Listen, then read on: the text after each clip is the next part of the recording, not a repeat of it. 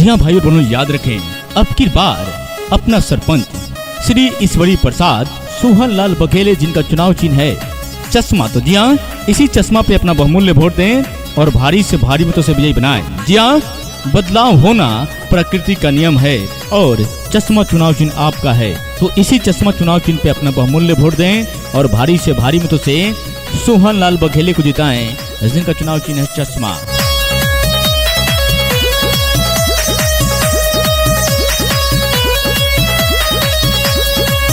इस क्षेत्र की जनता सारी कर ली है अब तैयारी।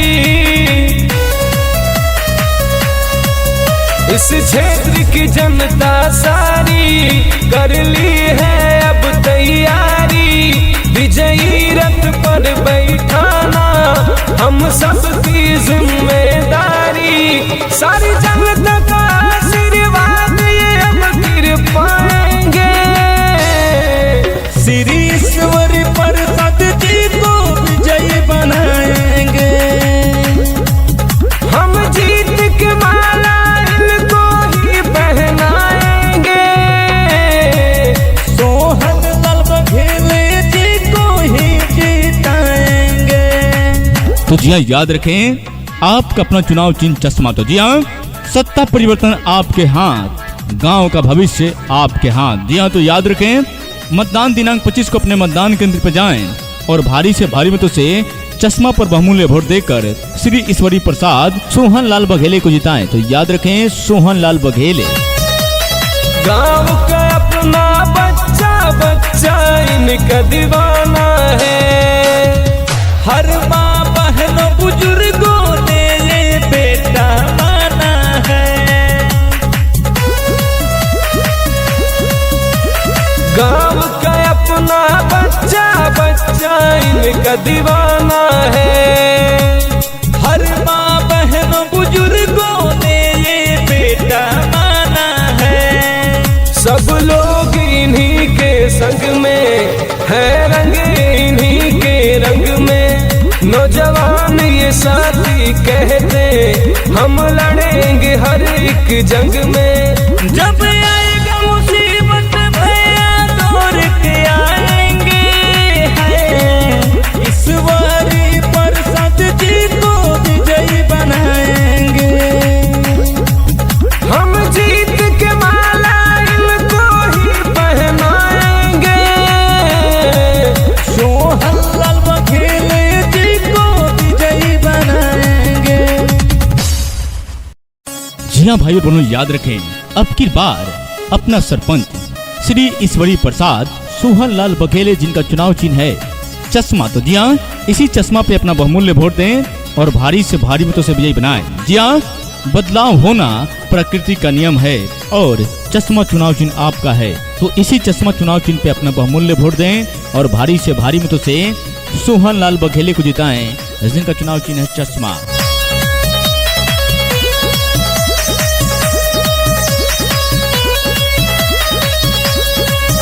इस क्षेत्र की जनता सारी कर ली है अब तैयारी। इस क्षेत्र की जनता सारी कर ली है अब तैयारी।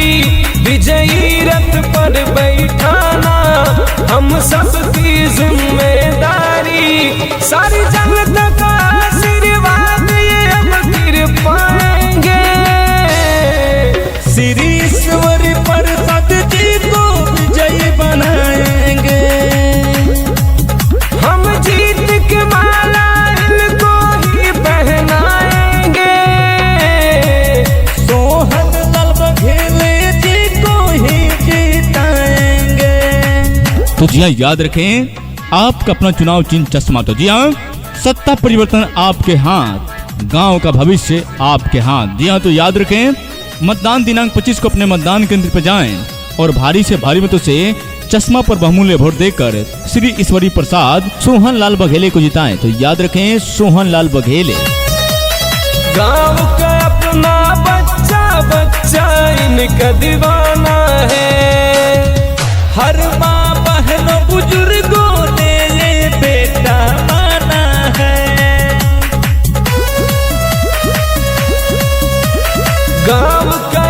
अपना बच्चा बच्चा इनका दीवाना है। हर माँ बहन बुजुर्गों ने ये बेटा माना है। सब लोग इन्हीं के संग में है, रंग इन्हीं के रंग में। नौजवान ये साथी कहते हम लड़ेंगे हर एक जंग में। जब आएगा मुसीबत भैया दौड़ के आएंगे, ईश्वरी प्रसाद जी को विजयी बनाएंगे। हम जीत के माला इनको ही पहनाएंगे। सोहन लाल बघेले जी को विजयी बनाएंगे। जी हाँ भाइयों बहनों, याद रखें अब की बार अपना सरपंच श्री ईश्वरी प्रसाद सोहन लाल बघेले जिनका चुनाव चिन्ह है चश्मा। तो जी हाँ, इसी चश्मा पे अपना बहुमूल्य वोट दें और भारी से भारी मतों से विजयी बनाएं। जी हाँ, बदलाव होना प्रकृति का नियम है और चश्मा चुनाव चिन्ह आपका है। तो इसी चश्मा चुनाव चिन्ह पे अपना बहुमूल्य वोट दें और भारी से भारी मतों से सोहन लाल बघेले को जिताएं जिनका चुनाव चिन्ह है चश्मा।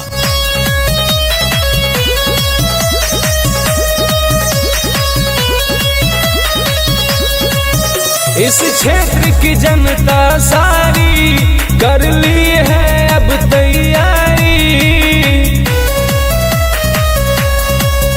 इस क्षेत्र की जनता सारी कर ली है अब तैयारी। विजयी रथ पर बैठाना हम सबकी जिम्मेदारी। सारी जनता का आशीर्वाद ये हम गिर पाएंगे। श्री ईश्वरी प्रसाद जी को विजयी बनाएंगे। हम जीत के माला इनको ही पहनाएंगे। सोहन लाल बघेले जी को ही जिताएंगे। तो जी हाँ, याद रखें आपका अपना चुनाव चिन्ह चश्मा। तो जी हाँ, सत्ता परिवर्तन आपके हाथ, गांव का भविष्य आपके हाथ। जी हाँ, तो याद रखें मतदान दिनांक 25 को अपने मतदान केंद्र पर जाएं और भारी से भारी मतों से चश्मा पर बहुमूल्य वोट देकर श्री ईश्वरी प्रसाद सोहन लाल बघेले को जिताएं। तो याद रखें सोहन लाल बघेले। गांव का अपना बच्चा बच्चा इनका दीवाना है। हर माँ बहन बुजुर्गों ने ये बेटा माना है। गांव का अपना बच्चा बच्चा इनका दीवाना है।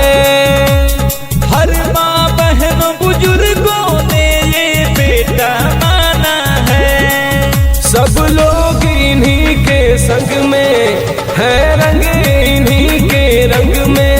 नौजवान ये साथी कहते हम लड़ेंगे हर एक जंग में। जब